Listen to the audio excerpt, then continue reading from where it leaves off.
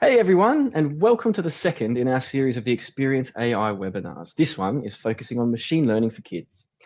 I'm Mark, but you might know me as Mr C, and I'm a learning manager here at the Raspberry Pi Foundation and also a lead educator on the Experience AI Challenge. It is great to have all of you here today. And hi, I'm Diane. I work alongside Marc at the Raspberry Pi Foundation as a lead educator on the Experience AI project, and we work in partnership with Google DeepMind. So before we get stuck in, let's have a quick reminder from Salome of what the Experience AI lessons are all about. What is artificial intelligence? With the rapid advances in AI and machine learning, it's incredibly important that young people understand how this technology is affecting their lives now and the role that AI applications will play in their future. The Raspberry Pi Foundation and DeepMind have partnered to create everything you need to learn about this exciting, cutting-edge technology. Enable your learners to understand what AI is and investigate a variety of applications through practical activities, to think critically about the societal impact of this technology on their lives and future careers, and explore ethical considerations through classroom discussions of real-world contexts. These lessons have everything you need to inspire young people through the power of AI. Lesson plans, presentation slides, educational videos, and worksheets, all for free. Sign up now at rpf.io/experienceai.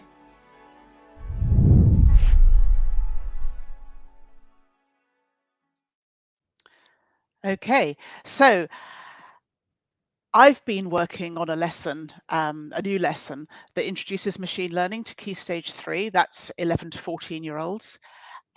Biology students, and this lesson is based around the use of AI to monitor an ecosystem in the Serengeti National Park in Tanzania. It's got some great activities in it, some really great photographs of wild animals, including a fun activity that requires students to classify animals from photographs that were actually taken in the Serengeti. And they also get a chance to participate in discussion about the use of AI. This lesson's now available to try, and if you're interested in piloting these resources, you can simply contact us using the link below. That's amazing. I love the idea that they can look at these animals that with pictures of them were taken like in their natural habitats in the Serengeti. They get to interact with that sort of data that you would never normally see outside a project like this. That's so cool. What else have you guys been doing on the lessons and stuff? So the team has just finished developing a lesson that introduces large language models. And so if you have students who've been trying out ChatGPT or talking about it or Bard or any other large language model, this lesson provides a great insight into how such models work, and also introduces really important issues such as bias in data.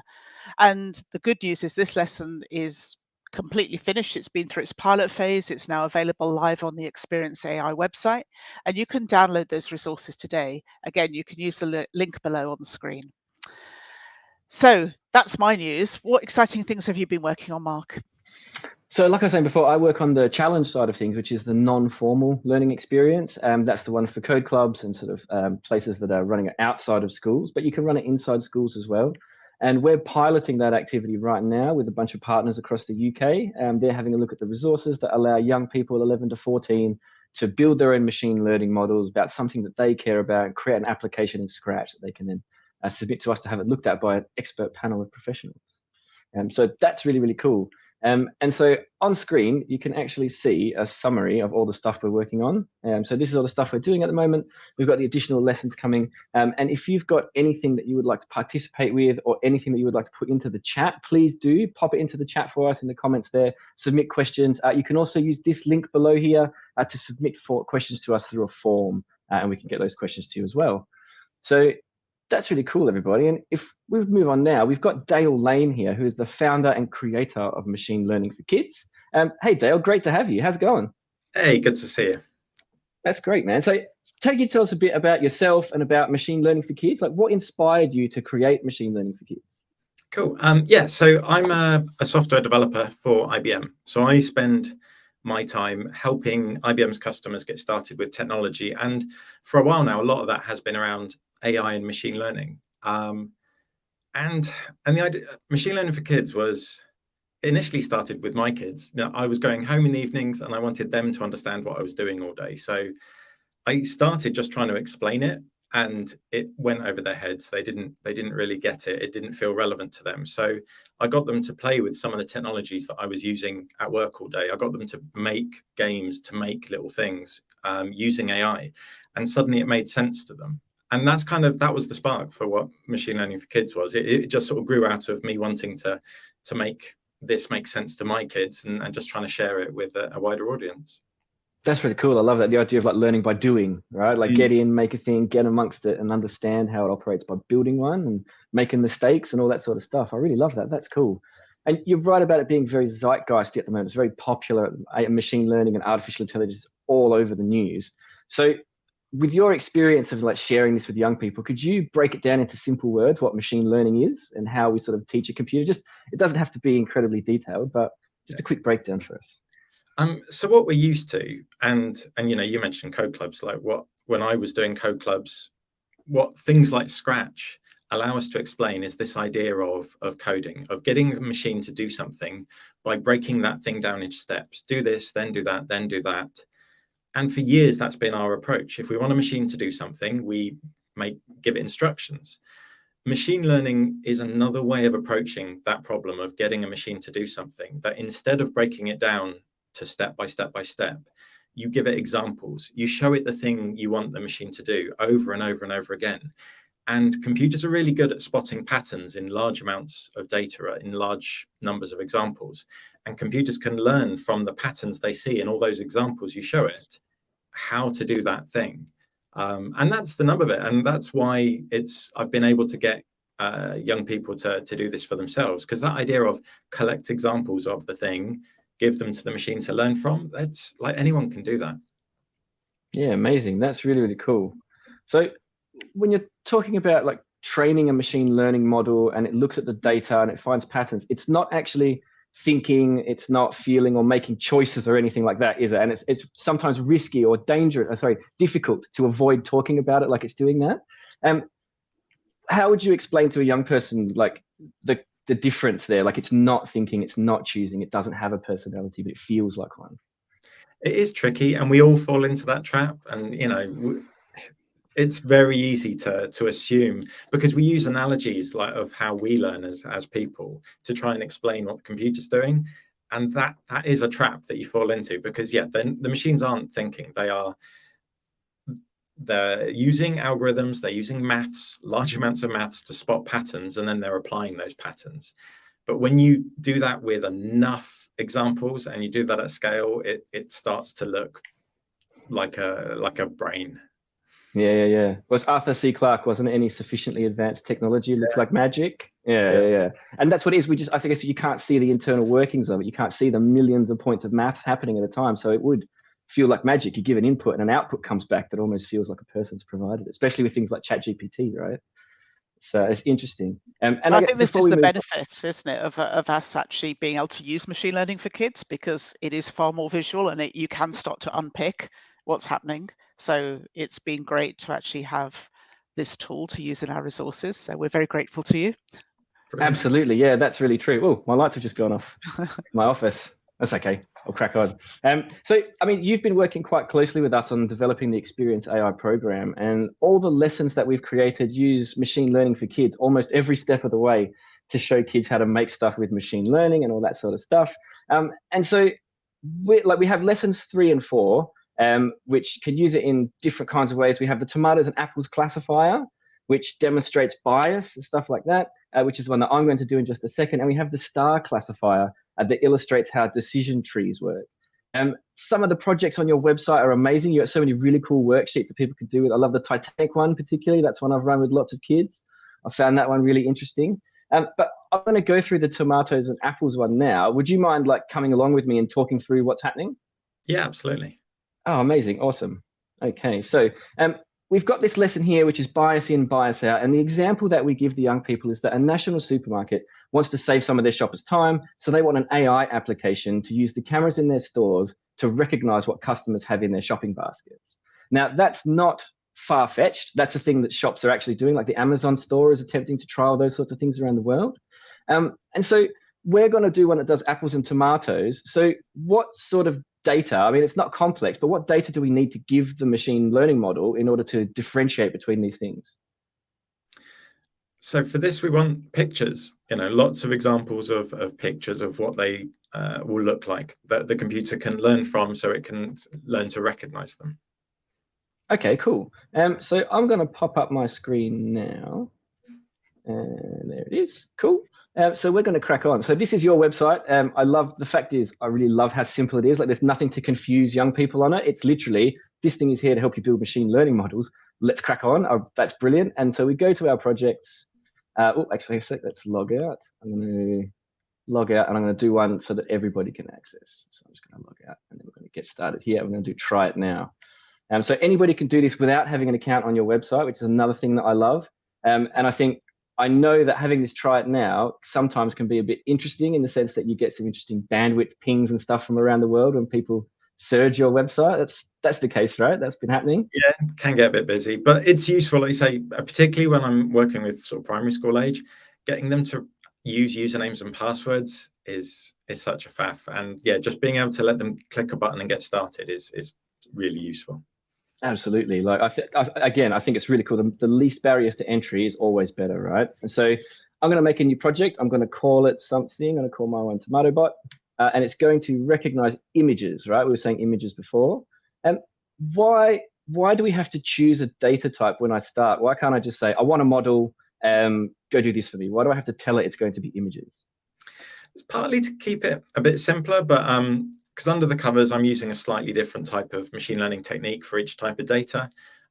So this is just to sort of help me set things up ready for an image model. Right. Okay. Cool. Okay. So that's right. TomatoBot's going to do images. I'm going to make that model. There it is. In we go.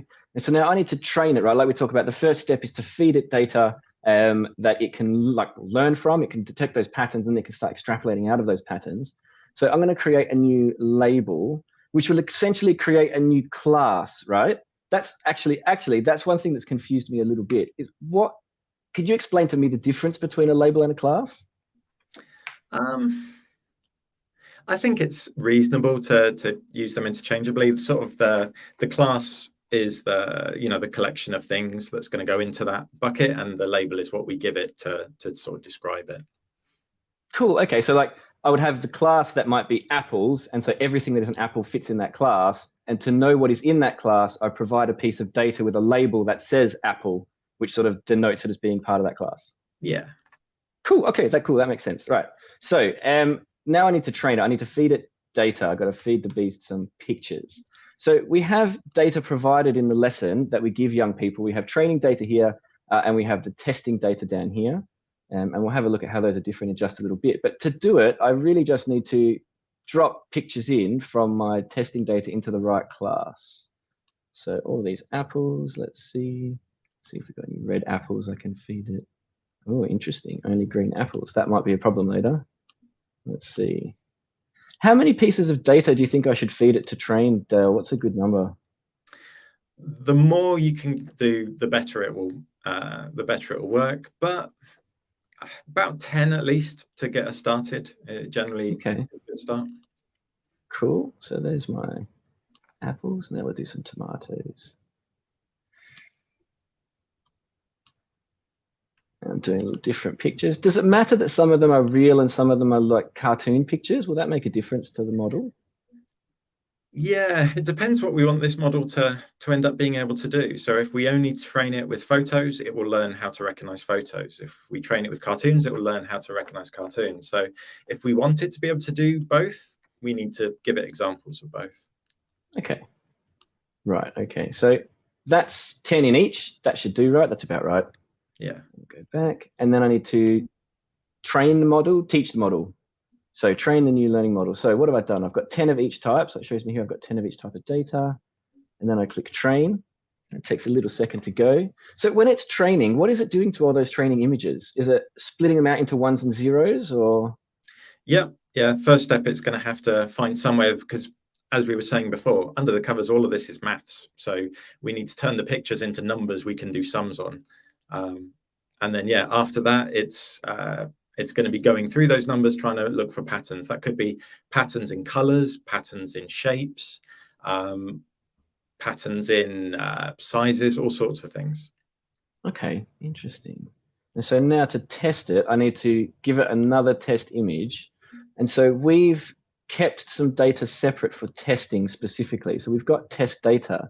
And why is that separate? The analogy I've used before is if you think about when you're teaching a class something and then after that you set them a test, you want that test to be something they haven't done that exact question before, because with computers, we're not trying to test whether or not they can remember what a picture is, an apple or a tomato. We're trying to see, has it learned what is unique about apples and tomatoes? And the only way you can really know if it's learnt that is by showing it something new that it hasn't seen before. Right. So that's kind of we want something that's a new, different image that we can use to sort of check, has it really learnt the right thing? Right, cool. Okay, cool. And that's the separation part, to absolutely make sure it's never seen this before. This is completely new. We know it's new. Okay, cool. All right, so let's have a look. So I notice as well that all of my testing images are red. So there's one picture of green fruits, which I'll use in a second, but let's have a look at this one. So I drag it, drop it into the little bar, gives me the URL, and then I test it. And it's told me that it is 98% certain that image is an apple. So that's good. It got that right. And that's a pretty high level of confidence. That's 98 is pretty good, right? Yeah. Cool. So if I give it this green apples one, let's see what it says. That changes the URL. Ooh, 64% confidence. Less confident that's an apple, but it still got it right. And now I'm going to test it with a tomato and see what it says. Tomato. Hey, you got it right. 96% confident. Amazing. That's really cool. And so the more data I have, the more confident it will become. Is that right? Yes. What you really want is partly quantity, the more examples you can get, but also the diversity, the more different examples you can come up with, so that it can learn all the different, it can sort of zero in on what is it that's characteristic about an apple. So yeah, it's when we do these projects for real, it's where we spend so much of our time in one of these projects, is trying to go out and find as much varied, interesting, different training examples as possible, so the computer can learn to recognize, no matter what kind of image it's going to be given, it knows what to do with it. Right. And so you want like a very broad data set, like with lots of representations of tomatoes. So I'd want green tomatoes, small tomatoes, big ones, all sorts of things to prevent bias, right? Bias is the thing we want to avoid. We want high accuracy and no bias, which is a problem. You can't do you find that you end up with, if you have suspiciously high accuracy, are you likely to have bias? If you know what I mean? It's something that makes us question. Yeah. Okay.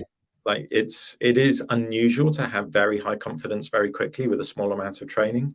And it starts to make us think that we've done things like, we use jargon like overfitting, but that idea that the machine has zeroed in on one particular characteristic in a small number of examples, and it's sort of focused and fixated on that one pattern, even though that pattern might not show up in other examples in the real world. Right, or it might not be the thing that you're looking for, right? Which is like the Russian tank problem, where they'd taken photos of all different tanks, and it turned out that they weren't recognizing Russian tanks; they were recognizing tanks that were parked in the snow. So if a photo had snow in it, it said it was a Russian tank, even though that wasn't the case. Interesting. Oh, that's really cool. So we've got all these things here about bias. And Diane, you're back. You're the maestro on all this sort of stuff. So do you want to discuss this with Dale for me? Because I'll step back a bit. This is like not my deal. Yeah, sure. So, I mean, Dale's already actually summarized it really nicely, I think, around the problems of bias and the fact that we can have bias in the data. We've seen a really, maybe a trivial example, but I think it's one that young people will really grasp and can engage with. So we've got another couple of examples on the screen here. So together with a useful definition, which is that when we experience bias, it's where the machine learning model is seen to favor some things or to deprioritize or exclude others. And it can have serious consequences. And it's one of the areas of real concern about the development and use of artificial intelligence as we move forward, because everybody seems to be using it now, everybody's talking about it, and I think it's a really important thing that can be introduced to even young children. So we've got a couple of examples here which people may have encountered themselves. So if you use social media, you'll be familiar with the fact that you get shown adverts for things all of the time, and that these are often things that appear to be highly relevant to you. But one of the things that you won't necessarily understand is whether there has been bias in that data. So we can see an example here of computer programmer jobs only being shown to people who have identified as being male on social media. And this is because maybe the data has shown that most computer programmers are male. And this is, of course, a fact, but it does mean that you just exacerbate the problem basically if you only show those jobs to males. I don't know, Dale, I mean, obviously working in the tech industry, is that something that you've encountered? Yeah, and it is, I mentioned that going out and finding good training data is such a huge part of every project, and that's exactly why, because if the machine is going to learn from patterns in the examples we give it, we've got to be really careful what patterns are in there. So like you say, even if we sort of made this like an image example, like the last one we're doing with apples and tomatoes, if we were training it to recognize a computer programmer and every example photo we gave it was of a man, that would be a pattern the computer would learn to recognize. It would learn to assume that all computer programmers look like men. So we want to be careful that it learns, that the examples it learns are the things we want it to learn from. So being careful about the distribution, to make sure that the things we want it to find are represented in that training data is really important. Yeah, absolutely. And the other example we got here is one of sort of facial recognition. And I've kind of encountered this problem myself a little bit. Like when I opted to unlock my phone with a facial recognition system, and it just didn't work for me, and it really didn't work. And I was thinking, maybe it's not been, I don't know how it's trained, I don't know what the algorithm is sitting behind it, but it was really, really frustrating. And eventually I had to phone the company up and say, please, can you remove it? It was actually for my banking system. But clearly, again, that can be a real problem. So for example, if the data has been trained on, say, just white faces, then it may not deal very well with people who are non-white. And the kind of like, there's loads and loads of examples, and I think depending on the application area, the companies have to be really responsible about the choice of data. Okay, so we're going to carry on anyway. We're going to have a look at another example. So we're going to move on to lesson 4. And in lesson 4, again, we're using machine learning for kids. So Dale, you're in for some more questions. And this time we're using a decision tree. So a decision tree might be quite new to students. They may have used flowcharts before to kind of, maybe move their way through a problem. So let's just have a quick look, first of all, at the slide and just get some terminology. So decision trees are a type of machine, or can be used as a machine learning model. And one of the really good things about decision trees is that we can visualize them really easily. And Dale, you've got a really cool tool that enables us to do this on the site, which I'm going to demonstrate in a moment. So with the decision tree, basically, when we're trying to classify something, again, it's a classification problem, we're going to ask a series of questions. We start with what we call the root node. So this is the orange node at the top of the tree.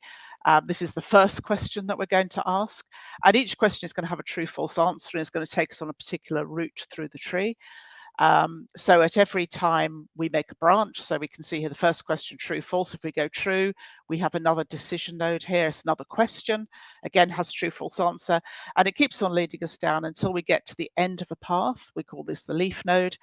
And this gives us the classification of the thing that we're trying to classify. So what we're going to do is I'm going to demonstrate, again, I'm going to use machine learning for kids, and we're going to look at another project. So if we can just pop my screen up, please, whoever's got control. Yes, super.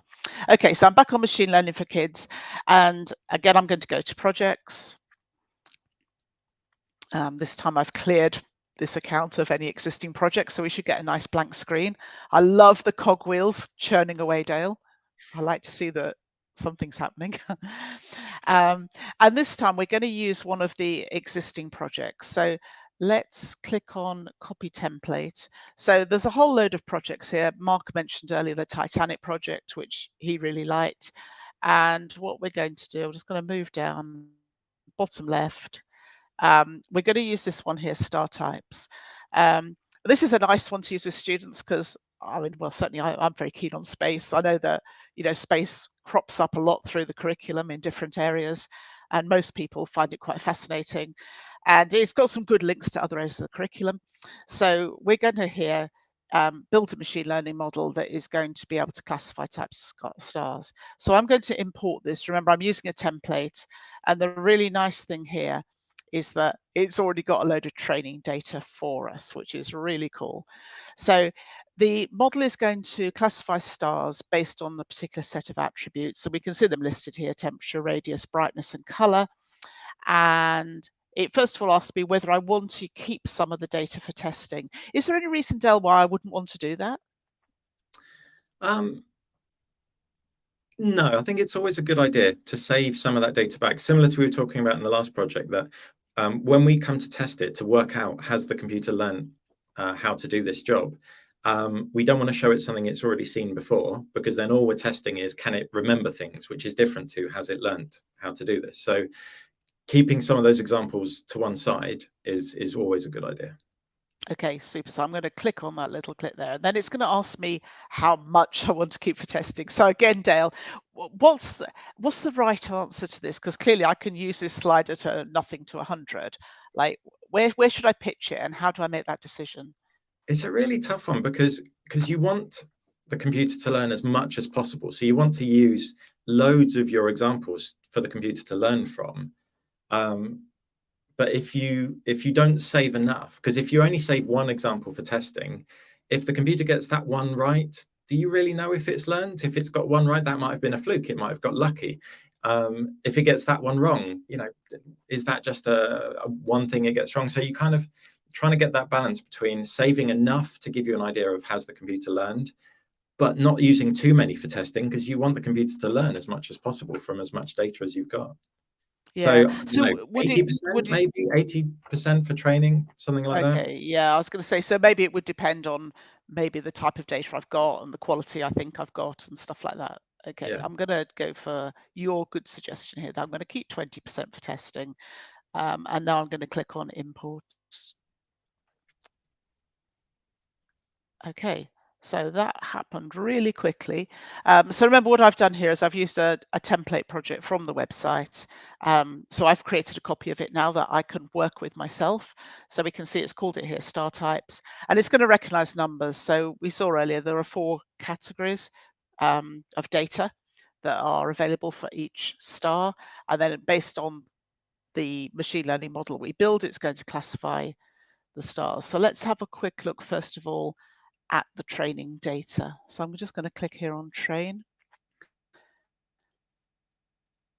Okay, so what we can see here then is some data that has already been categorized for us. So this is really helpful because one of the things with these number projects is that there's quite a lot of data. You need to collect a lot of data. You need to type in a lot of data. So, and it's been a bit of a challenge for us, I think, in designing projects. So we're really grateful here to have a load of data that's already been typed in and classified. So what we can see here is the different categories of star. Each has their own box, and inside the box is some data that's already been categorized. And we can kind of scroll down here, and we can see there's absolutely loads of data that's been put in here, even though I've kept 20% back for testing. We can add some more data of our own. So you can see at the bottom, there's an add example. We can also delete data, but at the moment, I'm just going to stick with the data that we've got. So having looked at my data and thought, yeah, like that looks good, I'm happy with that, I'm going to go back to the project. And now using that data, I'm going to build the model. So I'm going to click on here. And it's surprisingly quick. I tried this earlier and it's like surprisingly quick to do it, even though there's a fair amount of data.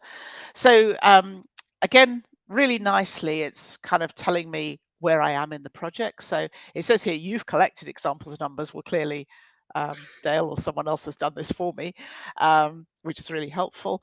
And you can see here that there's quite a lot of data. There's around 30 in each of the 7 categories, so more than 200 examples. And what we can do now is we can click on this button here to train our model. So I'm going to click on that. I'm also going to have a quick look here at the test data. So I'll click on train new machine learning model. And while it trains it, let's have a look at the test data. So let's, I've got some here that I prepared earlier. Okay, so this is the test data. So this is the data that's being kept behind, and we can download this as a spreadsheet. And again, we can kind of go through this. So what we can see here is the 4 categories. So I've got one here selected, and we can see that if we enter this data, then hopefully our model will categorize this particular star as a supergiant. So I'm just going to jot down those values, because then I'm going to have a go at entering them in.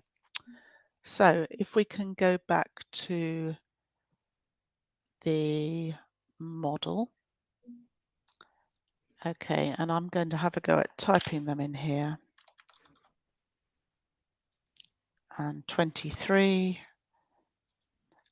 minus 6.2, and it was red. And this is the moment of truth. I'm going to click on test. And yes, it's recognized as a supergiant. This is really satisfying. Okay, so what I really like, Dale, about this particular one is that we can actually look at the model. And you mentioned earlier that one of the problems with image classification is that there's some really hugely complex maths there, and it's quite hard to actually explain what's going on. I mean, obviously you did a really good job at explaining it in high level terms, but to really understand it, you've got to understand a lot of maths. But with the decision tree, I think it's a really good one that you can show to students. So if I'm going to click here on describe the model, and what we can see here, and Dale, maybe you can sort of talk us through what we can see on the screen. Yeah, so what we've got here is we start at the top and we keep going until we reach an end of a tree. So in each of these nodes, the top line is giving us something to test. So that first one is saying, is the brightness less than or equal to 15,495? If that statement is true, we go left. If it's false, we go right. I can't remember what was the brightness that we had for this one. Oh, I'll type them in again, shall I? Because I Yeah. can type in that same one. So if I put in 3365, 23 minus 6.2, and unfortunately, I don't think this one actually uses the brightness, but here we go. Yeah. So yeah. The brightness being 3,000 and something means that statement, is it less than 15,000, is true. So we go left. The next one, we check the radius. Is it less than 400? And it's about 20-ish. So that's true. And we just keep going. And what you can see here is, with all the examples, the computer built up this tree, and where it says samples, that's telling you how many examples it saw that had gone this way. And that was how it built this tree. It used those examples to see, it tried to arrange the tree so that all of these statements would be true for the examples that we've given it. Yeah, I think this was something actually when I was kind of getting my head around, machine learning models, was something that really confused me, because I'm thinking, well, it's just got a set of rules here, because that's what it looks like to me. But of course, the important thing is the rules have been built using machine learning. Yeah, and absolutely, you mentioned that, for images, we've used a different technique. We used a technique called a neural network, which is much more complex, a bit more modern, and can do really powerful things, which is why we like it for a lot of projects. But we don't know why it gives us the answers that it does. We can't peek inside and really understand the patterns that it's identified. So I do like decision trees, even though they're a bit of an older technique. They're much simpler. Like you said, it trains so much faster, but it lets us peek under the hood and see what patterns did it spot. And for that reason, I like to keep it around, just because, it's really helpful to sort of get that slight clue about what patterns did it see. Yeah, exactly. And it kind of sort of demystifies it to a certain extent. It's still very mysterious, but it at least then you can start to see what's happening and you can start to pick out. And I think I've heard the term explainable AI. Mm. Can you, I was going to say, can you explain what explainable AI is? It is that. I mean, it's understanding why a computer has come up with the answer that it has. And as we're using AI and machine learning for more and more critical things, like if imagine your doctor is using an AI system to work out what type of medicine you should have. It's not good enough for it to just say you should have this medicine and just be what we describe a black box, not show our working. For a lot of these use cases, it's really important that it explains why it's given us the answer that it has. So something like this is useful. It sort of helps us trust the answer that the machine has given us.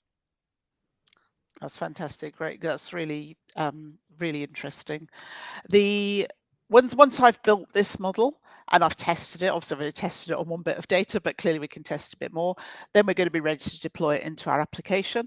So this has been a really good example and a bit more of a deep dive into a machine learning model. So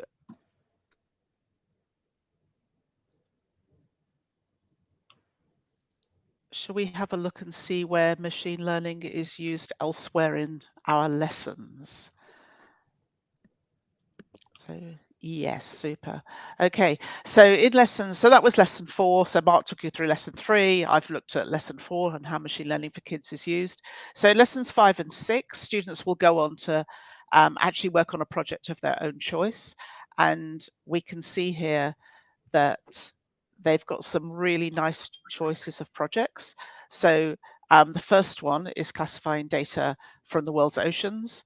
So again, on machine learning for kids, you'll be directed to be able to find this project and to choose the data, download the data to work with it. The next one is about identifying fake news.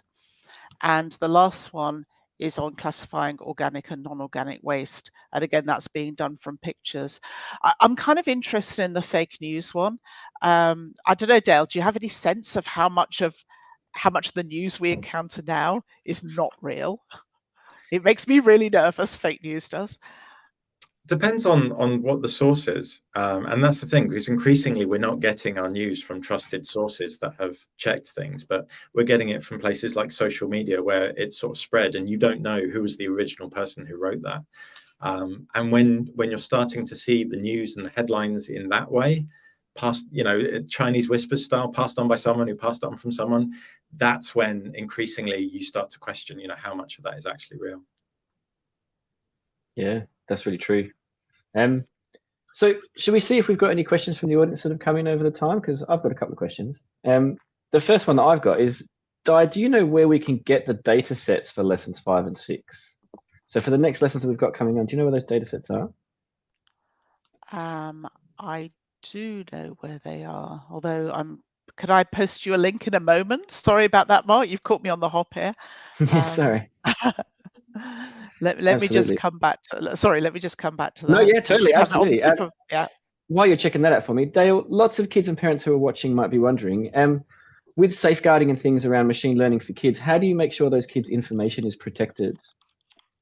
Yeah, that's a really important point. So one way of using the site is as you were showing us, that you just click a button, you don't log in, so you haven't given any personal information. So as the person who runs the site, I don't know anything about who you are. So that's kind of one approach. But sometimes it is useful to have an account to log in. Like where students are trying to work on something that they're not going to do all in one go, they want to start it this week and maybe come back to it next week and do a bit more. So for those kind of projects, they need to have, like you're used to with a lot of websites, the ability to log in, save their work. So for that, I've tried to avoid students creating accounts because, to try and avoid me having any direct contact with students. So everything is done through parents or teachers or code club leaders. So they will create an account. They will give me their email address. And then they will be responsible for creating accounts for their students. So, a teacher running a class or a parent wanting to do it at home with their children, I'll have their email address, and that's just so that if they forget their password, I can reset it for them and that kind of thing. But then they will create an account, and I recommend always that they do that using anonymous email addresses, student 1 or class 3 or something like that, so that I can't tell anything about who the student is from that.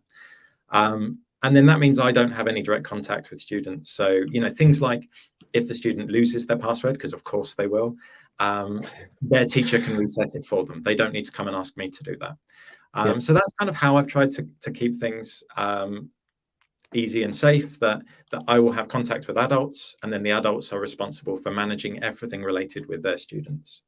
Great. And when they take images, if you put images of yourself into a machine learning model, is there any way that those images can be extracted from the model or anything like that? No, because what we do is we turn the images are turned into numbers, and then it's the numbers that we use to make the model. But coming back to that idea of, saving the work so they can come back to it later, so that we can show it on the page, so that you see it in those buckets, the examples that you've got. The images do need to be stored, not for the model, but just so for while the student is preparing their project. So that is worth keeping in mind. It's not so bad when you're doing a project like the apples and tomatoes, where you're using pre-prepared photos, but sometimes it's nice to use your webcam to train an image. Like one of my favorite projects is rock, paper, scissors, where you train a model to recognize a handshake that you hold up to your webcam. So in that case, like in the instructions that I give to schools, to do things like angling the webcam so that the student's face isn't visible. So you can, if I do that now, you can sort of angle it, and then you hold your hand and you do that. Oh, perfect. So there are things that parents and teachers can do if they're concerned, to be a bit cautious, so that even though the photos are being saved, there's nothing recognizable apart from a hand. Oh, cool. Great tip. Awesome. Before you ask your next question, Marc, I can answer your previous question. So, amazing. Thanks, Di. Shall I just do that, and then we can skip to some more questions? So so yes, so basically I've logged out, so I'm not on my account anymore. So this is for an unsigned in user. So if I click on just get started, and I'll just click try without registering. So this is something, if anybody's watching who wants to try this at home, we'll click on try it now. And so immediately it's going to take us back into that same screen. Remember, what it's not going to do is save our project because I'm not logged in. But if we click on copy template again, so just like I did earlier, then actually it's on this same screen, and I don't know why I didn't notice it last time. So we can see here's the organic waste project, and over here is the ocean data project, and here is the fake news project. Awesome. And Dale has very kindly loaded up some of this data for us. So if we looked at the organic waste project, for example, again, I can click on import, and then we go through the same steps like we did before. So we're going to, keep some of the data for testing. Let's keep 20% of the data and click on import. So just through that same thing, again, it's built imported the data very quickly. And again, if I just go into train, we can see a whole load of data that has already been categorized. So, anybody watching now can have a go at these projects. So remember, the lessons are available on the website. You can download this, and the data is on Machine Learning for Kids. And again, you can use this completely free. You don't have to have an account.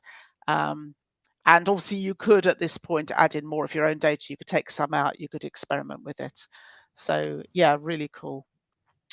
And I think, do you have any more questions, Marc?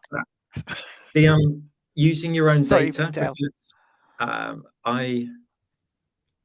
The site started where students did all of their projects using their own training examples, because I love that, and I think they learn a lot from going through the process of collecting their training examples and seeing what the machine learns from their own examples.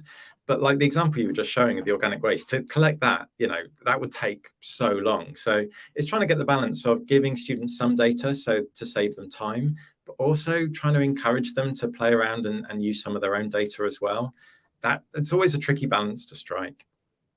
Absolutely. Yeah, we've had quite a problem with number data, haven't we? Collecting numeric data is quite arduous. It's quite boring, and it takes a long time to type in. What I found works well for the projects that have worked well for number ones are the games where you create the training data by playing a game. So something like a Pac-Man. So every time you press up, down, left, or right, there are coordinates. Where is Pac-Man in the maze? That's numbers. And which direction did you press? You can represent that as numbers. So you can get kids to create hundreds of training examples just by playing a video game for 10 minutes. Because that's you're cool. Right, typing them in, no one likes doing that.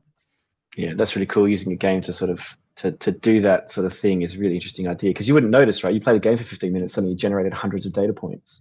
The hard part in the lesson is getting them to stop playing the game and get the rest of the lesson. That's a nice problem to have, though. That's a good problem to have, trying to get them to stop participating. Yeah, I wish I had that problem more often, man. That's great.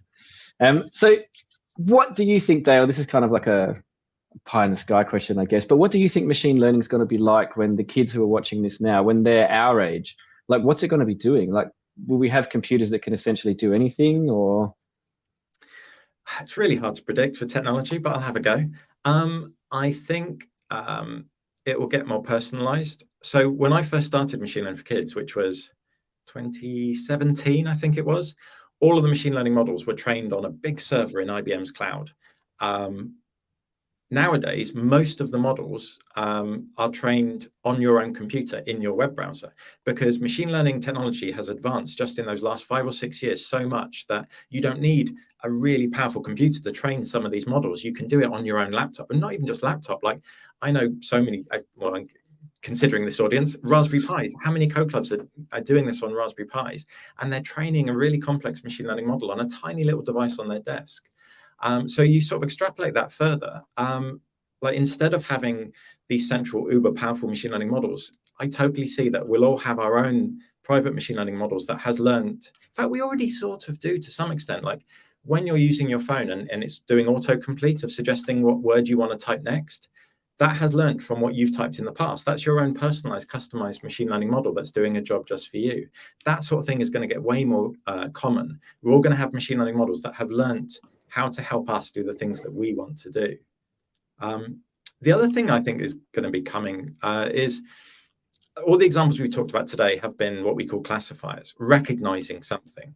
And that has been, one of the really common uses of machine learning for many years. But we started by talking about large language models. That idea of using machine learning not to recognize something, but to create something, what we call generative AI, that has really, you can't have missed that in the last 6 to 12 months. It's really inspired a lot of people about different ways of using these technologies. So I think that's going to become more common, of using AI to help us create things instead of just recognizing things that already exist.